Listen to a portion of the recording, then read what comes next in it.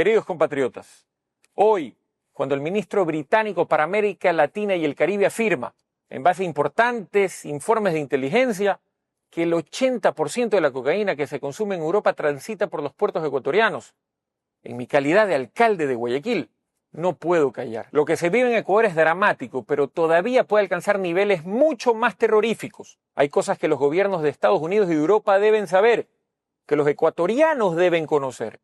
No solo sale cocaína, llegan precursores de fentanilo en igual proporción al país, lo que terminará provocando que ciudades enteras se conviertan en escenarios de zombies en el arco de muy poco tiempo. Quintales de drogas se encontraron en la hacienda de una familia poderosa con protección al más alto nivel. Esos tóxicos no se incineraron, simplemente desaparecieron. Hubo un operativo y se produjeron capturas. Todo está en el expediente. Todos los presos fueron liberados y aún cuando la policía le pidió a un registrador de la propiedad que certifique quiénes son los propietarios del inmueble, la única respuesta fue el irrespeto a los investigadores. El silencio es cómplice con la mafia.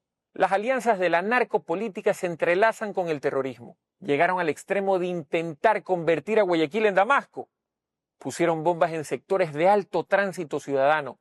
Llegaron a provocar la pérdida de vidas de gente inocente. Solo pararon cuando valientemente se denunciaron potenciales vínculos de la mafia con altas esferas. Sobre esto tampoco se ha avanzado con ninguna investigación seria. No existe ningún plan de política criminal. No existe protocolo elemental de actuación en casos en los que el crimen organizado ha permeado casi todas las instituciones del Estado. El Plan Fénix se acabó en el preciso instante en el que aumentaron el 15% de IVA. Nunca se informó a qué destinaron esos recursos. Nos brindaron desfiles faraónicos, tanquetas y alardes. Al final, como lo habíamos advertido, la pobreza y el terror se dispararon. Se caen todas las caretas cuando dicho eslogan nació a partir de un ataque terrorista a TC Televisión, un medio de propaganda gubernamental.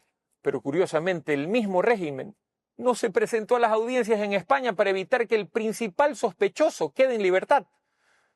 Asimismo, la Asamblea Nacional bloqueó la fiscalización sobre este tema.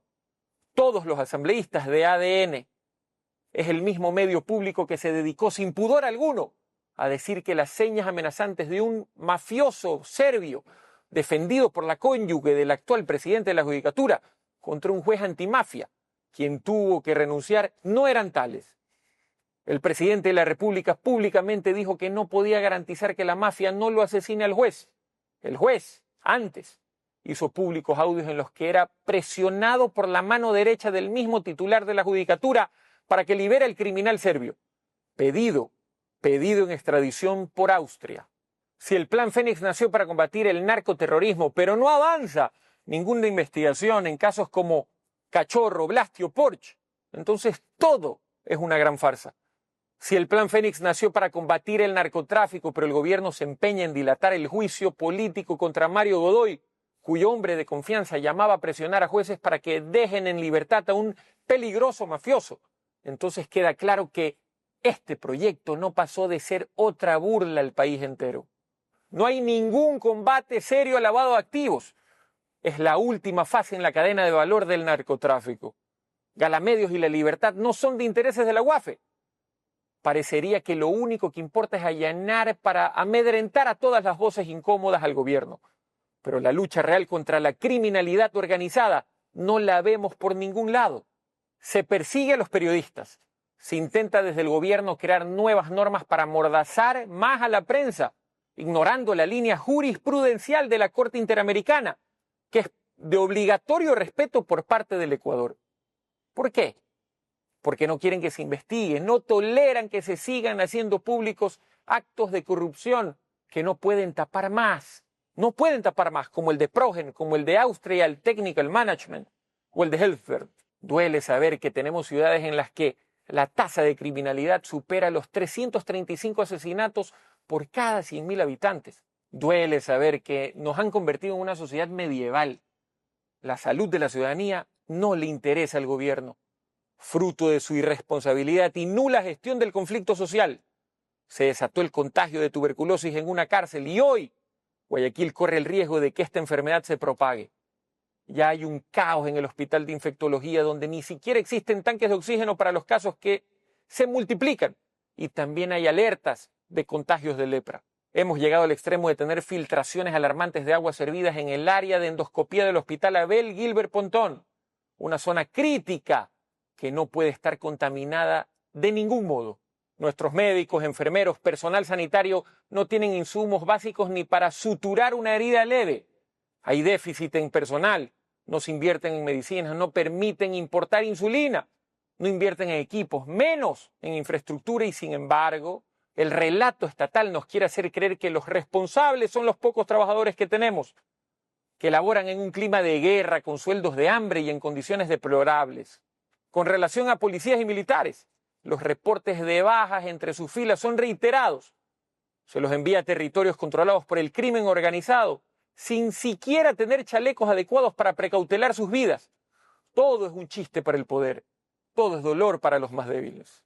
Desde su primera campaña, el presidente Noboa prometió acabar con la crisis energética en el país. No construyó hasta hoy 1 centímetro de línea eléctrica. No hay inversión en el parque termoeléctrico nacional. Lo que sí tenemos son saqueos monumentales de fondos públicos sin ningún funcionario preso por actos que constituyen robarle al país entero. ¿Quiénes pagan las consecuencias de esto? Ustedes, sus hijos. Con excusas, con propaganda, con gritos. Nadie revive a sus muertos. En el 2025, más allá de las promesas vacías y cínicas, nos convertimos en el ejemplo a no seguir por el resto de sociedades. Las violencias desbordadas, más de 10.000 asesinatos, se triplicaron los abusos sexuales y el consumo de estupefacientes y drogas de diseño en nuestros jóvenes. Se disparó a niveles que van de la mano con un Estado que abandonó totalmente su rol de gestión del conflicto social. En medio de todo esto, le digo al mundo que Guayaquil se niega a arrodillarse ante los barcos bananeros del narco. Guayaquil se niega a desaparecer. Por eso, nuestro plan de política criminal nos dice bien clarito que en todos los puntos donde construimos una estación de acción segura, los niveles de criminalidad molecular, los delitos de oportunidad descendieron más del 70%, que hemos inaugurado por primera vez un proyecto digno para personas que merecen una vida. Abrimos por primera vez la unidad de víctimas especiales y, entre otras cosas, se logró que la Corte Constitucional anule un fallo que beneficiaba a los violadores en manada de una joven. Defendemos diariamente y de modo gratuito e integral a decenas de seres humanos afectados por violencias inenarrables. Invertimos en la recuperación del espacio público, en escuelas deportivas, en programas para personas con discapacidad. Y eso me ha convertido en el principal objetivo de un gobierno fracasado, que incita al miedo y al egoísmo. Quiero decirle al país y a los pueblos hermanos que hoy ven cómo sus niños y jóvenes se intoxican y destruyen sus vidas con droga que sale desde barcos bananeros ecuatorianos, que tenemos un poder judicial corroído hasta el fondo por el virus de la mafia, que ese mismo poder judicial cayó, por supuesto, en la gravísima denuncia por el caso Petronovoa.